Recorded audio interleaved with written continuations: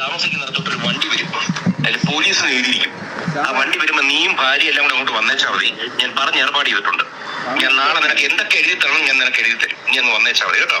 ഞാൻ വേറെ തെറ്റായിട്ട് ചോദിച്ചത്. നിന്റെ തെറ്റും ശരിയും നീ ഇങ്ങോട്ട് എടുക്കണ്ട. നീ എന്റെ മോളെ ഇപ്പൊ വിളിച്ചിട്ട് നീ അനാവശ്യം പറഞ്ഞില്ലേ? നീ എന്തോന്ന് വരത്തി നോക്കണം. ഞാൻ ഒരു അനാവശ്യം പറഞ്ഞില്ല. അല്ലല്ല, പിന്നെ നീ എന്താ പറഞ്ഞത്? ഒരു സെക്കൻഡ് നിന്നോട് നീ റെക്കോർഡ് ചെയ്തോ? മൊത്തം റെക്കോർഡ് ചെയ്യും. അതിനെനിക്ക് പുല്ലാണ്.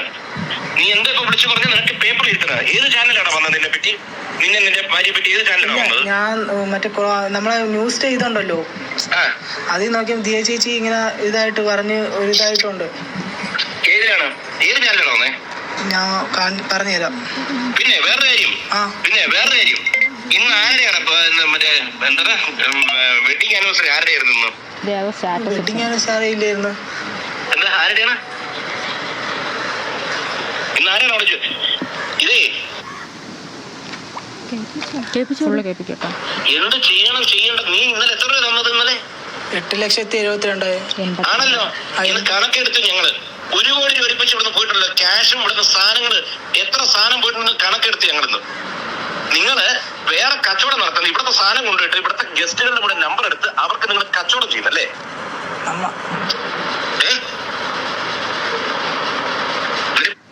ഇത് വന്നിട്ട് നമ്മൾ അവിടെ വക്കീലിൻ്റെ അടുത്ത് ഇരുന്നപ്പോൾ നമ്മൾ ക്യാഷ് തന്നതിന് എന്തെങ്കിലും ഒരു പ്രൂഫ് ഉണ്ടോ എന്ന് അവരെ ചോദിക്കാൻ വേണ്ടിയിട്ട് നമ്മൾ കോൺടാക്ട് ചെയ്തതാണ് അവരെ. പക്ഷെ നമ്മൾ എന്തെങ്കിലും തന്നതായിട്ട് നമുക്കൊരു റെസിപ്റ്റ് തരാമോ? ആ സമയത്താണ് അയാൾ ഇത് പറയുന്നത് നമ്മുടെ അടുത്ത്. പിന്നെ ഈ ഫോട്ടോയിൽ കാണുന്നത് ഇയാളാണ് നമ്മുടെ അടുത്ത് പോലീസാണെന്ന് പറഞ്ഞ് നമ്മളെ കൊണ്ട് നിർബന്ധിപ്പിച്ച് സ്റ്റേറ്റ്മെൻറ്റ് എഴുതിപ്പിക്കുന്നത്. ഇയാളുടെ പേര് സന്തോഷ് എന്നാണ്. ഇയാളുടെ വീഡിയോ ഉണ്ട്, ഞാൻ വീഡിയോ കാണിച്ചു തരാം. ഞങ്ങളെ കൊണ്ട് നിർബന്ധിപ്പിച്ച് 3 ചെക്കുകളായിട്ട് തരണമെന്ന് പറഞ്ഞ് ഇയാളെ എഴുതിപ്പിക്കുന്നതിൻ്റെ വീഡിയോ. അല്ല, ഈ 8,82,000 പോരാതെ 15 ലക്ഷത്തിൻ്റെ 3 ചെക്കുകൾ. ഞാൻ വേണമെങ്കിൽ ഇയാളുടെ വീഡിയോ റെക്കോർഡ് ചെയ്യാം. ആ സന്തോഷമാണ്, അയാൾ പോലീസാണെന്നാ പറഞ്ഞത് നമ്മുടെ. പിന്നീട് കൃഷ്ണകുമാർ സാറ് അങ്ങനെയൊന്നും ഇല്ലായിരുന്നു. പക്ഷെ അതിന് അവരുടെ അടുത്ത് തെളിവ് എവിടെ? 1 കോടിയുടെ എടുത്തതിന്റെ തെളിവ് എവിടെ? നമുക്ക് തെളിവല്ലേ ആവശ്യം?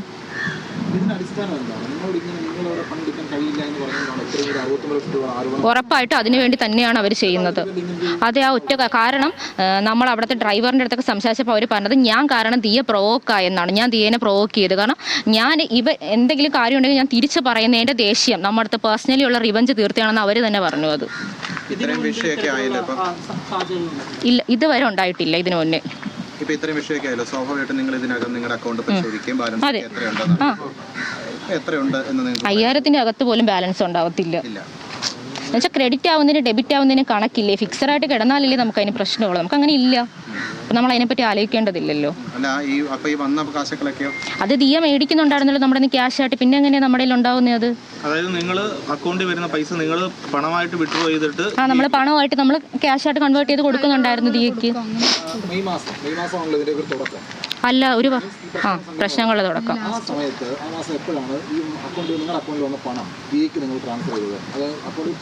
അക്കൗണ്ട് ത്രൂ അല്ല, ക്യാഷ് ആയിട്ട് എടുത്തിട്ട് നമ്മൾ 10,000 അങ്ങനെയൊക്കെയാണ് കൊടുക്കുന്നത്. കാരണം ഇപ്പം നമുക്ക് എപ്പോഴും നിറയെ കസ്റ്റമർ ആയിരിക്കത്തില്ലല്ലോ. ഇപ്പം ഇന്നത്തെ കസ്റ്റമർ ഇപ്പം ചിലപ്പോൾ ഇന്ന കസ്റ്റമർ ഉണ്ടാവത്തില്ല. ഇപ്പം നാളെ ചിലപ്പോൾ 700 രൂപയ്ക്ക് ആയിരിക്കും മേടിച്ചാൽ. അപ്പോൾ ദിയ പറഞ്ഞിട്ട് ചെറിയ ചെറിയ പേയ്മെൻ്റ് ഒക്കെ ഈ 499, 799 അതൊക്കെ വരുന്നതൊക്കെ ആണെങ്കിൽ ദിയയുടെ സ്കാനർ കൊടുത്തോന്ന് പറയാറുണ്ട് ദിയ. സ്വാഭാവികമായിട്ടും നിങ്ങളുടെ അക്കൗണ്ടിലേക്ക് റെഗുലർ കസ്റ്റമേഴ്സ് ഉണ്ടാവും. അവർ ചോദിച്ചിട്ടുണ്ട്. നമ്മൾ പറഞ്ഞിട്ടുണ്ട് ദിയ നമുക്ക് ഇപ്പം ഓഫീസ് ഫോൺ ഇത്രയും നാൾ എൻ്റെ കയ്യിലായിരുന്നു, ഇപ്പം അത് എൻ്റെ കയ്യിലല്ല. അപ്പോൾ ഓഫീസ് ഫോണിൽ ദിയ തന്നെ എൻ്റെ പറയുന്നുണ്ട് പേഴ്സണൽ നമ്പറിൽ ഒരുപാട് കസ്റ്റമേഴ്സ് വിളിച്ച് എനിക്ക് സഹായം വേണം അങ്ങനെയൊക്കെ ചോദിക്കുന്നുണ്ട്. അവരുടെ ശല്യം കാരണമാണ് നമ്പർ കൊടുക്കാത്തതെന്ന് പറഞ്ഞിട്ടുണ്ട്. 3 പേരുടെയും വരാറുണ്ട്.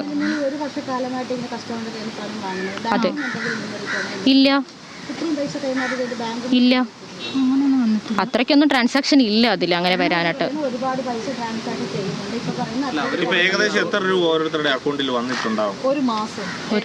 ഒരു മാസമാണെങ്കിൽ 60-നകത്തൊക്കെ ഉണ്ടാവത്തുള്ളൂ. മൊത്തത്തിൽ 1.5 അത്രയൊക്കെ കാണത്തുള്ളൂ. അത്ര കാണത്തില്ല. മന്ത്ലി അങ്ങനെയൊക്കെ കാണത്തുള്ളൂ. മന്ത്ലി അത്രേ ഉണ്ടാവത്തുള്ളൂ. പോലീസ് സ്റ്റേഷനിൽ പോയപ്പോൾ പോലീസിന്റെ സമീപനം എന്തായിരുന്നു? പോലീസ് കുറേ പ്രാവശ്യം എൻ്റെ സ്റ്റേറ്റ്മെൻറ്റ് മാറ്റാവോ, ഇങ്ങനെ വേണോ, അങ്ങനെ മൊഴി മാറ്റി പറയാവോ എന്ന് എൻ്റെ അടുത്ത് ഒരുപാട് പ്രാവശ്യം ചോദിച്ചിരുന്നു. ഞാൻ ആദ്യം കൊടുത്ത സ്റ്റേറ്റ്മെൻറ്റിൽ തട്ടിക്കൊണ്ട് പോകുന്ന സ്റ്റേറ്റ്മെൻറ്റ് കൊടുത്തപ്പോൾ സാർ എൻ്റെ അടുത്ത് ഇങ്ങോട്ട് പറഞ്ഞിരുന്നു തട്ടിക്കൊണ്ട് പോകണമെന്ന് വേണോ, അത് മാറ്റിയിട്ട് കൂട്ടിക്കൊണ്ട് പോയെന്നാക്കിയാൽ പോരെന്ന്. അപ്പോൾ ഞാൻ പറഞ്ഞു നമുക്കറിയാത്ത സ്ഥലത്ത് തട്ടിക്കൊണ്ട് പോകണതല്ലേ, പിന്നെ എങ്ങനെ അത് കൂട്ടിക്കൊണ്ട് പോകണതാവും. അപ്പോൾ പറഞ്ഞു നമുക്കത് മാറ്റാം, കാരണം എനിക്ക് എൻ്റെ സ്റ്റേറ്റ്മെൻറ്റ് എടുക്കുന്നതിൻ്റെ ഇടയ്ക്ക് സാർ എഴുന്നേറ്റ് അപ്പുറത്ത് പോയി നിന്ന് ഫോണിൽ ആരടുത്തോ ഇങ്ങനെയാണ് കുട്ടി മൊഴി പറയുന്നത്, ഇങ്ങനെയാണ് മൊഴി പറയുന്നതെന്ന് പറയുന്നതൊക്കെ എനിക്ക് കേൾക്കാൻ പറ്റുന്നുണ്ടായിരുന്നു. അതുകൊണ്ടാണല്ലോ എൻ്റെ മൊഴി അത്രയും നീണ്ടത്. വൈകിട്ട് 2:30 എന്നെ കയറ്റിയത്, എന്നെ തിരിച്ചു വിട്ടത് 7:30 കഴിഞ്ഞിട്ട്. അപ്പം അത്രയും സമയം എടുക്കുമ്പോൾ നമുക്കറിയാമല്ലോ. അത് ഞങ്ങൾക്കറിയില്ല ഇപ്പം ആരെ സംരക്ഷിക്കണമെന്നൊന്നും. ശരി, താങ്ക് യു.